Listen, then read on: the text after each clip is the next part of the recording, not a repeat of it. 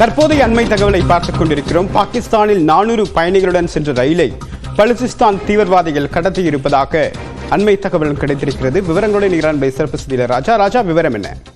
வணக்கம் தேவபிரியன். பாகிஸ்தானின் குவெட்டா நகரிலிருந்து பெஷாவர் நகரை நோக்கி ஒரு ரயிலானது புறப்படுகிறது. ஜாஃபர் எக்ஸ்பிரஸ் என்ற ஒரு ரயில் புறப்படுகிறது.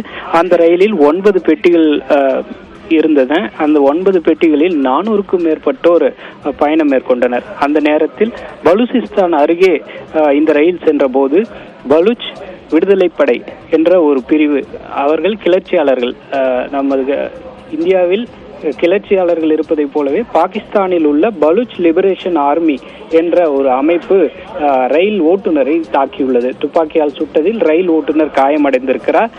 மேலும் இந்த ரயிலை நிறுத்தி பாதி வழியில் நிறுத்தி அதில் ஊருக்கு சென்று கொண்டிருந்த பாதுகாப்பு படை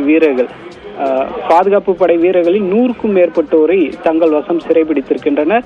இந்த ரயிலில் மொத்தம் 400க்கும் மேற்பட்டோர் இருந்த நிலையில் பெண்கள் மற்றும் குழந்தைகளை விடுவித்து விட்டதாகவும், பாதுகாப்பு பணியில் ஈடுபட்டிருந்த வீரர்கள் மற்றும் ஊருக்கு சென்று கொண்டிருந்த பாதுகாப்பு படையினரை தங்கள் வசம் பிடித்து வைத்திருப்பதாகவும், தற்போது அவர்களை மீட்க ஏதேனும் அதிரடி நடவடிக்கைகள் எடுத்தால் அவர்களை சுட்டு கொன்று விடுவோம் என்றும் பலுச் லிபரேஷன் ஆர்மி என்ற அந்த அமைப்பு அதிகாரப்பூர்வ ஒரு அறிவிப்பை வெளியிட்டிருக்கிறது. இந்த தாக்குதலில் காயமடைந்தவர்களை மீட்க மீட்பு ரயில்கள் அங்கு சென்று கொண்டிருக்கின்றன. 400க்கும் மேற்பட்டோர் சென்ற ரயிலை பலுச் லிபரேஷன் ஆர்மி என்ற அமைப்பு கடத்தியிருக்கிறது. இதில் 100க்கும் மேற்பட்ட பாதுகாப்பு படை வீரர்கள் இருப்பதுதான் முக்கியமாக பார்க்கப்படுகிறது.